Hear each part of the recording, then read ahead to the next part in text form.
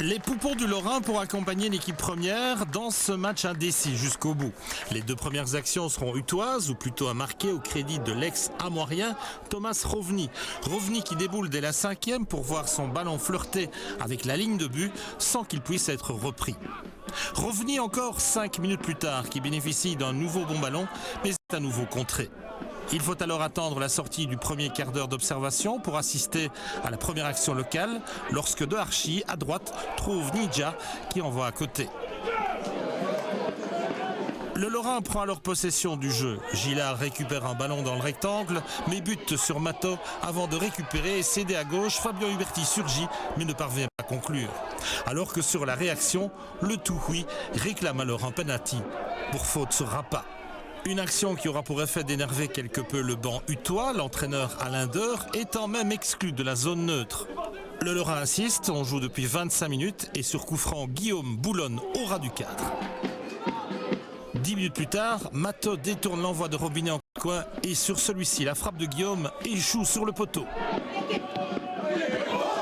À la 43e minute, le ballon donné par Guillaume est repris de la tête par Fabien Huberti, mais une fois encore, c'est le cadre qui repousse. Un Huberti malchanceux puisque moins d'une minute plus tard, il sera alors renvoyé au vestiaire pour cette faute sur Babitz. L'arbitre a été très vite pour l'exclure. Louis, il est souvent victime de phases pareilles, de coups pareils. Et bon, il ne se rebellait pas. Je pense qu'il n'y a pas de volonté déterminée de, disons, d'égratigner l'adversaire. Mais bon, c'est comme ça. Et je pense qu'on a eu un mérite extraordinaire, on a continué à se battre. Car à 10 contre 11, le Lorrain ne va pas faiblir pour autant en deuxième période, malgré une première occasion utoise pour Yilmaz, qui ne parvient pas à tromper Marette. On rejoue depuis 10 minutes. Action Breguet-Ngia, Gillard. Ngia qui récupère sur la droite, se déploie, évite le gardien, mais se déporte trop et envoie à côté. En face, Marette doit à son tour écarter le danger après avoir été surpris par l'envoi de Rappa. Une minute plus tard, Marette sort tardivement et battu par le lob de Yilmaz. Le retour de De Archie est inspiré, celui-ci parvient à dégager à même la ligne après que la transversale ait repoussé le ballon. 71e minute de jeu sur ce long ballon en profondeur, le rebond est favorable à Ngia qui peut plonger. On croit à l'ouverture du score, mais le ballon passe à côté alors que Mato est battu.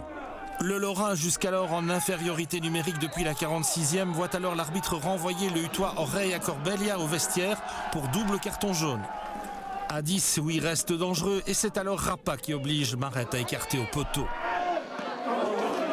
Il reste 5 minutes à jouer. On croit que le ballon de Yilmaz libère les Utois, mais Marette, battu, voit alors la barre repoussée. Yilmaz qui ne terminera pas non plus la partie puisqu'il est lui-même exclu à la 89e minute. Huy termine à 9 contre 11 et doit se contenter d'un partage dans les installations du Lorrain. 0-0 score final pour des Arlonnais décidément séduisants. Pour nous, ce qui compte maintenant, c'est surtout de match après match de continuer à essayer de donner du spectacle, faire des résultats. Le reste est peu important. Je crois qu'il faut aller au bout de soi-même. Et c'est tout. Maintenant, si on a des limites, on le verra bien. Mais jusqu'à preuve du contraire, ça fait quand même des semaines et des semaines qu'on ne perd plus. Un match nul n'est jamais une bonne affaire. Enfin, c'était quand même contre le leader. Donc, ça pouvait basculer d'un côté comme de l'autre. Avec 43 unités, le Lorrain Arlon 5e participe toujours pour la lutte pour le titre ou le tour final. Blé, Sprimont et Huy totalisent 47 unités, 45 pour Bertry et 43 bien sûr pour le Lorrain.